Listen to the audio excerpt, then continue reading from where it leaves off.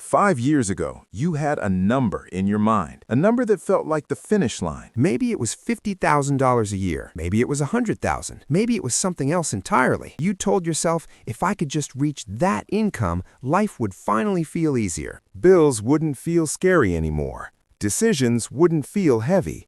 Money wouldn't control your thoughts. Fast forward to today. You reached that number. Maybe you even surpassed it. But something strange happened. Nothing really changed.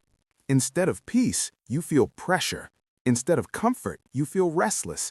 And now a new number has replaced the old one. The finish line moved again.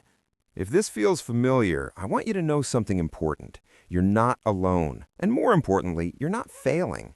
Your brain is doing exactly what it was designed to do. See, humans are incredible at adapting. It's how we survived as a species. But this superpower has a side effect. Good things feel exciting at first. Then they become normal. A raise feels amazing until it becomes routine. A new lifestyle feels luxurious until it becomes ordinary. Your brain resets happiness faster than your life improves.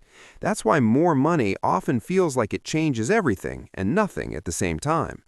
Think about it. Remember your first apartment, your first real paycheck? That first time you could afford to eat out without checking your bank account. It felt incredible, didn't it?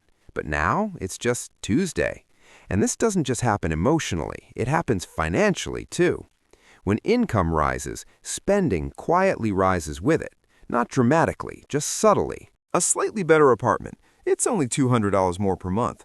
A nicer car. I deserve this after working so hard. More convenience. Life's too short to cook every night. More subscriptions. It's just $10 a month. Each upgrade feels reasonable on its own. Each one feels justified. But together, they create something invisible, something insidious. Your lifestyle expands to match your income, and suddenly your financial breathing room hasn't grown at all. You earn more money, but feel the same pressure. Sometimes you even feel more stressed than before. This is called lifestyle inflation. And here's what most people don't understand. It's not caused by greed. It's not a character flaw. It's automatic adaptation. When you made $40,000, a $1,000 emergency felt manageable. Now you make $80,000, and a $1,000 emergency still feels stressful. Why? Because your baseline expenses aren't $2,000 anymore. They're $4,000 or $5,000 or more.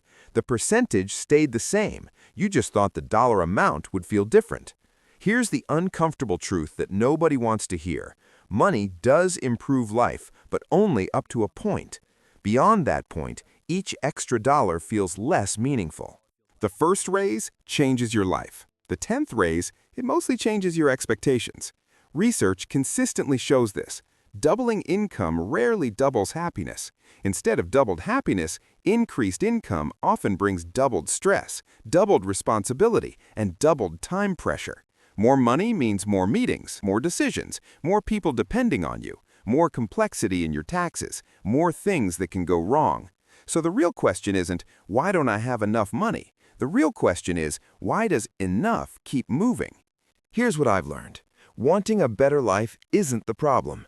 The problem is upgrading your life without thinking, without intention. There's a massive difference between intentional growth and automatic growth. Intentional growth is guided by values. Automatic growth is guided by habits, comparison, and expectations. One creates meaning.